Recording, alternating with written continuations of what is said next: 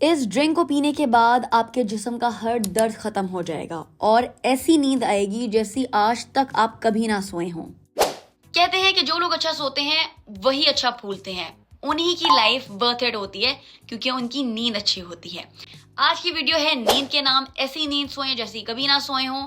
इस वीडियो को सबके साथ शेयर करें ताकि हर कोई बहुत अच्छी जिंदगी गुजारे। जब आप एक अच्छी नींद लेके उठेंगे तो डेफिनेटली आपका दिन भी बहुत अच्छा गुजरेगा। ये मेरी पर्सनल आजमाई हुई रेमेडी है, जिंदगी बदल देगी। नींद बदल जाती है तो जिंदगी बदल जाती है।